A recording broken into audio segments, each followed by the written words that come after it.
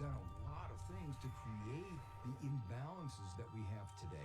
COVID-19 has laid bare the systemic social inequities. Addressing these larger problems must become our priority. We have to make sure that the economy actually works for the people. It's not just about growth for growth's sake, but how we share that prosperity.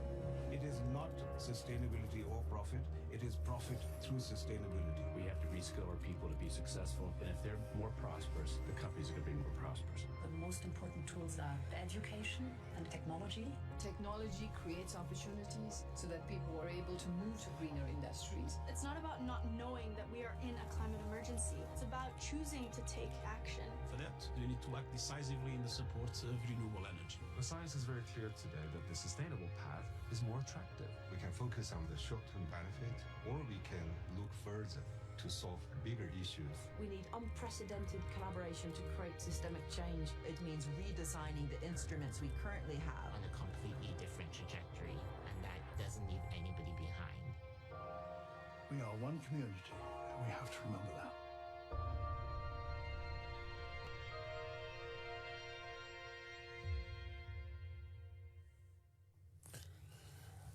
Madam President, dear participants, it's such a great pleasure to see you again. When we met last year, Dr. von der Leyen, it was in Davos, and we celebrated. You actually opened our 50th anniversary meeting, and the world looked more or less quite in balance or in order. What year, and particularly what year for you, and as a European, I have to say I'm proud that Europe is back under your leadership. You had to meet so many challenges, short-term, like managing the Brexit, fighting the virus, but at the same time you could also achieve success and advancement in building the Europe of the future, which means a Europe which is greener, a Europe which is smarter. And I could mention many, many other initiatives which you have undertaken, gender parity, biodiversity, and so on and so on. So what is important is to have your voice now at this critical moment, because everybody would agree that we have a short window at the beginning of this year to really restore trust, and you are in the center of many activities which will be decisive whether humankind can re-establish trust into our future. So, Madam President, we look forward to what you have to share with us, and maybe we have time for one or two questions. I'm pleased to invite the President of the European Commission, Ursula von der Leyen, to take the floor. Thank you very much, dear Klaus. Thank you, ladies and gentlemen, for inviting me again. And indeed, it's worth looking back. When I was with you in Davos a year ago, Donald Trump's visit was at the center of attention, and we were worried about the stability of our global alliances. And climate activist Greta Thunberg was also on top of a guest list full of stars. And indeed, my speech focused on the European Green Deal and, of course, digitalization. But at that time, other news very quietly were coming to us from China, and they were barely noticed by most of us.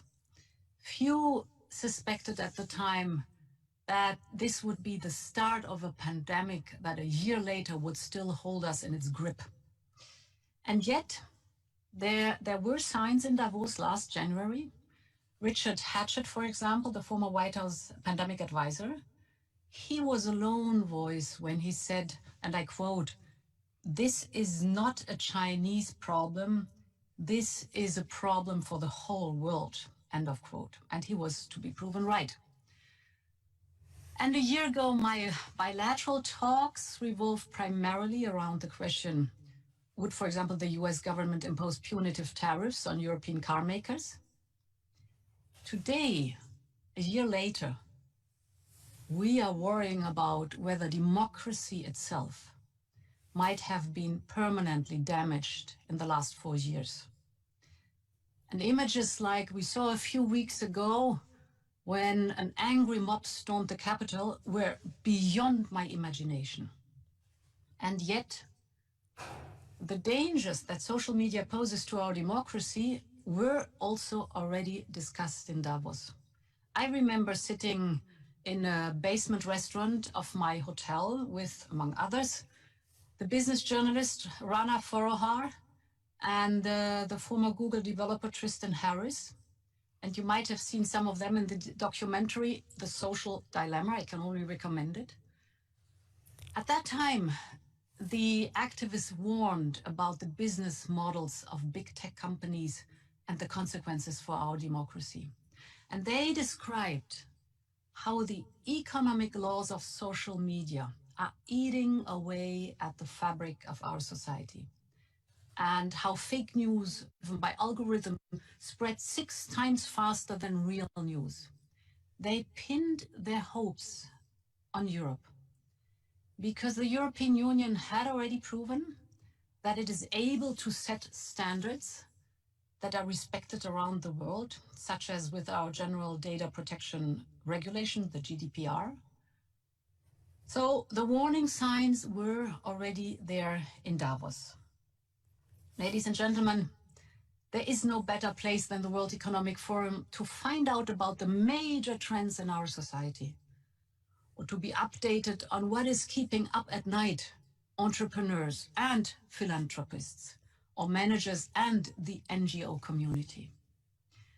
To see how policymakers look at the future, but sometimes you just have to listen carefully. And this year, the World Economic Forum is once again asking the right questions with your initiative, Klaus, the Great Reset. We must learn from this crisis. We have to change the way we live and do business to be able to keep what we value and hold dear. If temperatures keep rising and nature keeps disappearing, we will see more natural disasters and zoonotic diseases. We have spoken a lot about the links between biodiversity loss and COVID. Now we must move to action. And to understand why, I want you to accompany me to a remote village in Guinea, just for a minute. There, a young boy playing next to a tree some years ago is thought to have been the first victim of one of the worst outbreaks of Ebola. A hollow tree had been infested by bats. The animals had been pushed towards the village because 80% of forests in the region had been destroyed. And we do not know exactly what happened there, but what we do know is that the boy became gravely ill and died a little later, as did his sister and his pregnant mother. And we do know just how tragic the repercussions were across Africa and the world. And if we don't urgently act to protect our nature, the next pandemic will be around the corner. And to those who prefer the business case, here it is. More than half of global GDP is dependent on high-functioning biodiversity and ecosystems. And it is from food to tourism, you just name it. And in the last World Economic Forum Global Risk Report, the top 5 global risks are all related to the environment. Almost 3/4 of the Earth's surface have been altered, and we see the changes in our everyday lives: less wilderness and wildlife, increasing temperature, and extreme weather. And these developments are different sides of the same coin. In fact, they mutually reinforce each other. When we lose forest, we don't just lose green space or natural habitat. We lose a key ally in our fight against climate change. And this is why Europe will soon present a legal framework for the restoration of healthy ecosystems. It is why we will protect at least 30% of land and sea here in Europe. We are ready to broker the same ambition at global level at the next UN Biodiversity Summit in Kunming. This will have to be like COP21 was for climate, because we need a Paris-style agreement for biodiversity. Dear friends, this is one of the priorities of the European Green Deal. I presented to you indeed in Davos last year. 1 year on, this has not lost any of its urgency. Europe has set out to become the first continent to reach climate neutrality by 2050. And we have seen the momentum that this has generated, from South Korea to Japan, from South Africa to China.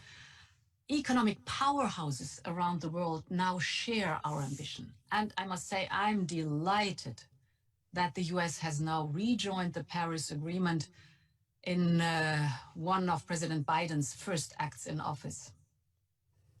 And we have also stepped up our own ambition and action. The first ever European climate law will hopefully soon come into force. We have agreed a greenhouse gas emission reduction target of at least 55% by 2030. We will put forward legislation to help us get there, from renewables to emission trading, from clean hydrogen to the circular economy. And we have dedicated 37% of Next Generation EU, that is our 750 billion euro recovery plan, 37% dedicated to the European Green Deal. But public funding alone will not be enough. We all have a responsibility, and we must all do our fair share. And this is why I strongly support a growing culture of sustainable corporate governance. Companies who get ahead of the game now will have a big advantage. We have seen that nature destruction can have the same impact for a company as major oil spills. While, for example, fashion companies who use recycled material already have an additional selling point for their environmentally conscious customers. And this is why we will propose to strengthen due diligence for companies. And we will put forward legislation to ensure that the EU market does not drive deforestation on the other side of the world. We know how important this is for investors who are looking for truly sustainable projects. Our European Union Green Bond Standard, for example, and taxonomy will lead the way. It will bring clarity on what accounts for sustainable, eco-friendly activities. We all benefit from nature, and we all benefit from the protection it gives us. So I think we all have to play our role in this game. Ladies and gentlemen, a year ago at Davos, we talked also intensively about digitalization. The pandemic has massively accelerated the process. The European Union will dedicate 20% of Next Generation EU to digital projects, to nurture innovative ecosystems, for example, where universities, companies, innovators can access data and they can cooperate, to boost the vibrant startup scene we have in cities like Sofia and Lisbon, and to become a global hub for artificial intelligence, so that the 2020s can finally be Europe's digital decade. But for this to be a success, we must also address the darker sides of the digital world. Like for so many of us, the storming of the Capitol came as a shock to me. I mean, we are always quick to say democracy and values, they are part of our DNA, and that's true. But we must nurture our democracy every day and defend our institutions against the corrosive power of hate speech of disinformation, fake news, and incitement to violence. And in a world where polarizing opinions are the loudest, it is a short step from crude conspiracy theories to the death of a police officer. And unfortunately, the storming of the Capitol Hill showed us how just true that is. The business model of online platforms has an impact, and not only on free and fair competition, but also on our democracies, our security, and on the quality of our information. And that is why we need to contain this immense power of the big digital companies, because we want the values we cherish in the offline world also to be respected online. And at its most basic, this means that what is illegal offline should be illegal online too. And we want the platforms to be transparent about how their algorithms work, because we cannot accept that decisions that have a far-reaching impact on our democracy are taken by computer programs alone. We want it clearly laid down that internet companies take responsibility for the manner in which they disseminate, promote, and remove content. And no matter how tempting it may have been for Twitter to switch off President Trump's account, such serious interference with freedom of expression should not be based on company rules alone. There needs to be a framework of laws for such far-reaching decisions. And this is why the Commission launched the Digital Services Act and the Digital Market Act in December. This is our new rule book for our digital market.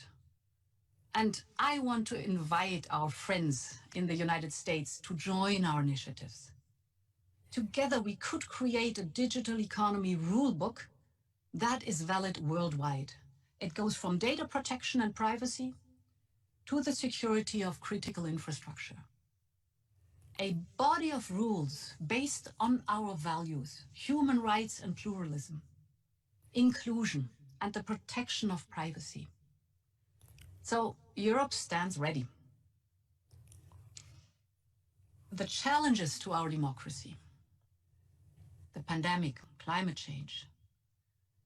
In his inauguration speech, President Joe Biden so aptly spoke of a cascade of crises. And indeed, we face an outstanding set of challenges. But we can meet them if we work together. And that's what we all have to learn again after 4 long years. That it is not a sign of weakness to reach out and help each other, but a signal of strength. And this spirit of cooperation is the only mindset which can help us tackle our challenges. The pandemic has shown the limitations of some of our old ways of working, but it has also created new ones in record time. So take the vaccine that will hopefully protect us all from COVID-19. What normally takes 5 to 10 years to develop a vaccine was achieved in 10 months because the world pooled its resources, scientists shared their expertise, and different manufacturers worked together. The European Union and others helped with money. Large sums were invested to build research capacities and production facilities early. Europe invested billions to help develop the world's first COVID-19 vaccines, to create a truly global common good. And now the companies must deliver. They must honor their obligations. And this is why we will set up a vaccine export transparency mechanism Europe is determined to contribute to this global common good, but it also means business. And this is also why early in the pandemic, the European Union, together with organizations like the World Economic Forum or the Gates Foundation and Global Citizen, organized pledging initiatives to mobilize funding for the global coronavirus response. In the COVAX Vaccination Alliance, the European Union, together with 186 countries, will be securing millions of doses of vaccines for low-income countries. The point is that it is only by working together across borders and across sectors that we can tackle our global challenges. No private company or public authority can do it alone. And this is why I believe this new form of blended partnership should prepare and protect us against the next big risk. This is a blueprint for cooperation in today's world. We need to bring together the innovation and the capability of the private sector and the long-term vision and predictability and the funding of the public sector.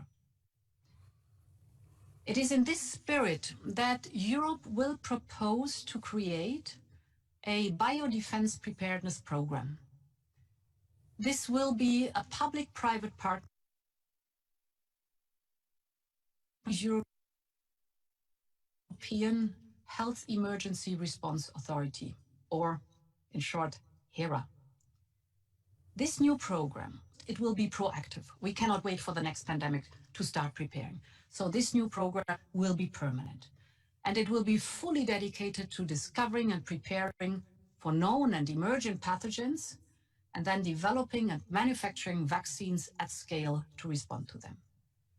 Second, it would secure long-term and predictable funding for this task, rather than reallocating resources every time.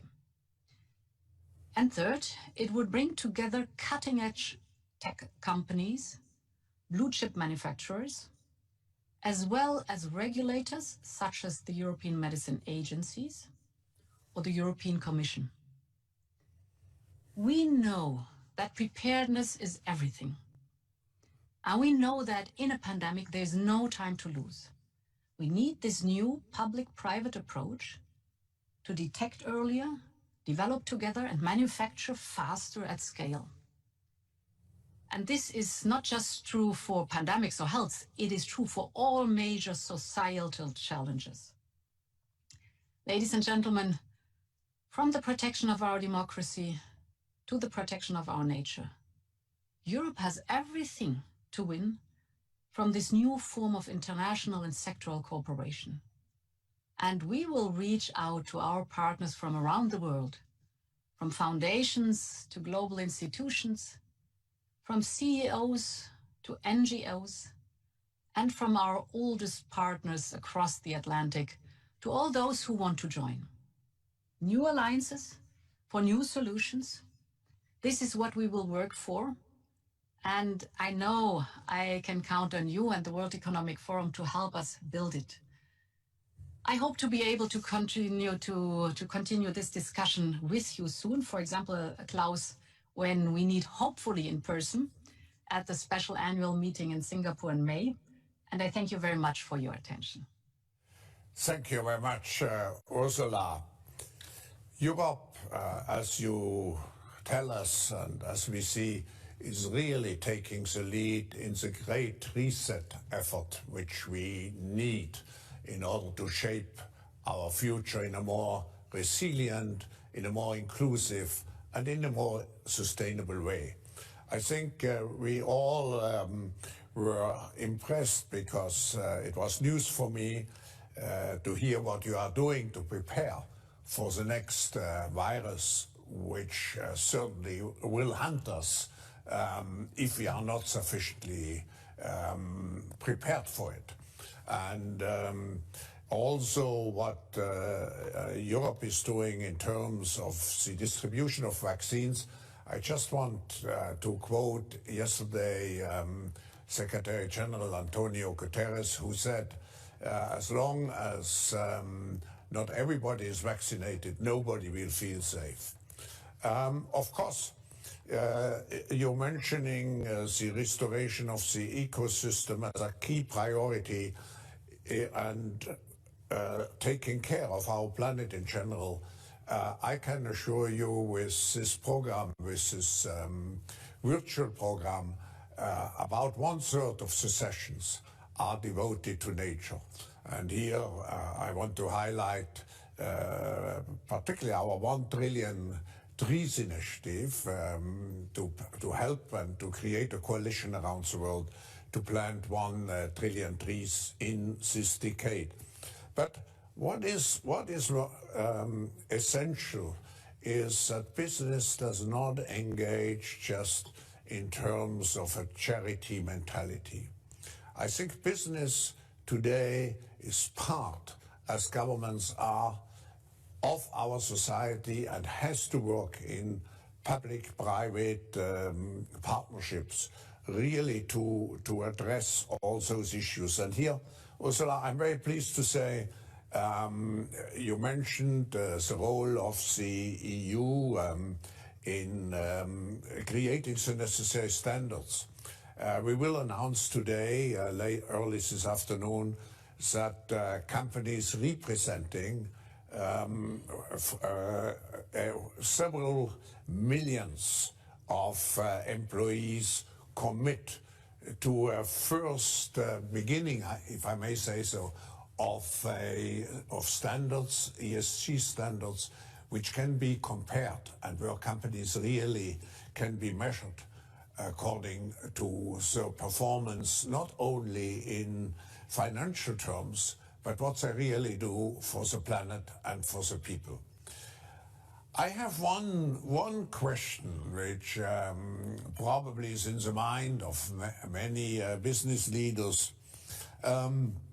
When we look, and it's a very practical question, when we looked at the next generation EU and financed by the EU budget with 1.8 trillion, and the objective is clearly to help companies to transit to climate neutrality by 2050, hopefully even earlier.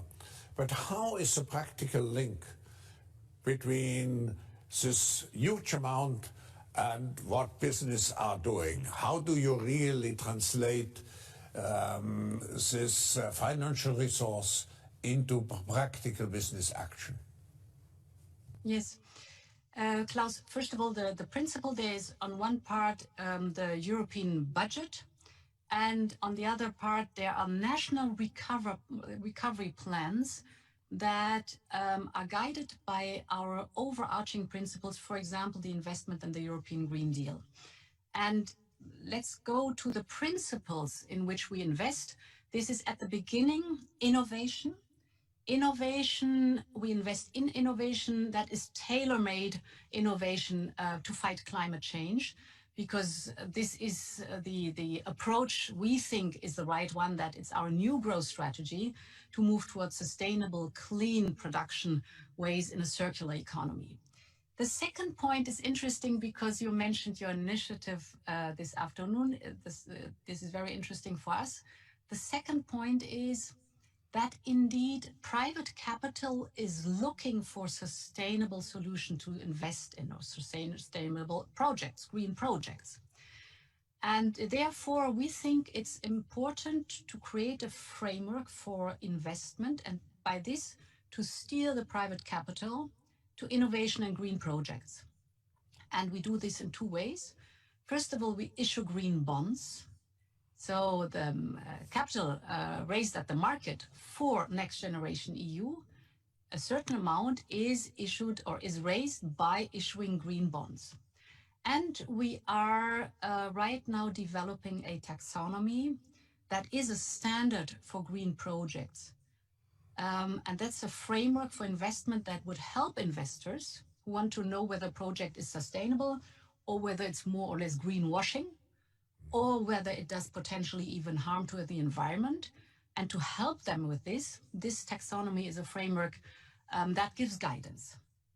Then, indeed, the third point is carbon needs a price to send a clear market signal. So we do that through the emission trading system, which will be widened in Europe, and to protect the innovation, because innovation at the beginning is not always competitive. We develop a carbon border adjustment mechanism so that we can be sure that the innovation competes on the quality and does not compete with carbon heavy other old production ways. And the fourth is, of course, the big issue, that's investment. Investment through Next Generation EU. And there are myriad ways how business can benefit from Next Generation EU. Perhaps just very briefly, 3 examples. One example is we want to start a European renovation wave, because we know that buildings are responsible for 40% of greenhouse gas emissions.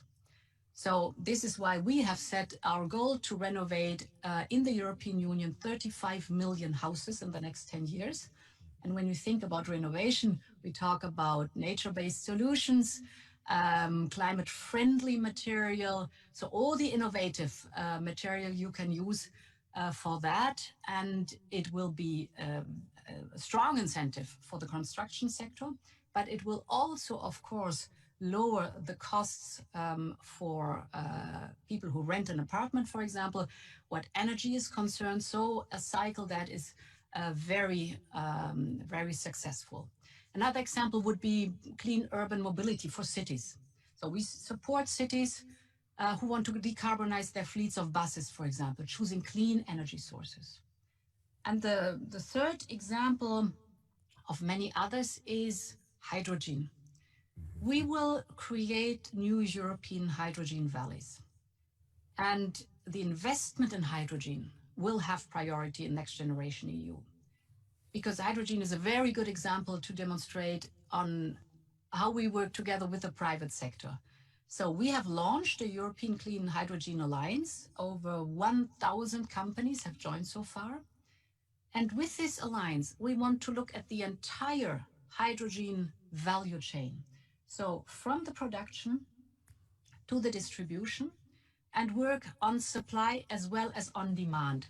And thus we synchronize the investments, bringing together the demand and the supply side at European scale, cross-border European scale. So the principle here with this investment is when we manage to join forces, that's the point when we see Europe at its best. And that is basically the essence of our single market. And this is how we think we should move out of the Corona world and shape our future. Thank you very much, Ursula. When I coined the expression reset and the Great Reset and wrote the book, many people asked me, what does it really mean in practice? In the future, I can say, listen to the speech of the President of the European Commission of today. I just want to highlight, in coming back to your speech, one very important element.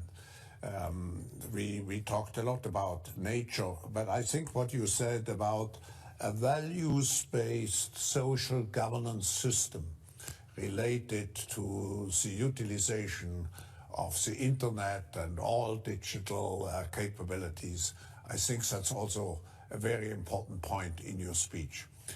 Thank you again for joining us, and I look forward to seeing you hopefully in Singapore when we have end of May, and wishing you in the meantime, particularly in fighting, or wishing us all, particularly in fighting this virus, great progress and hopefully victory. Thank you, Ursula. Thank you, Madam President.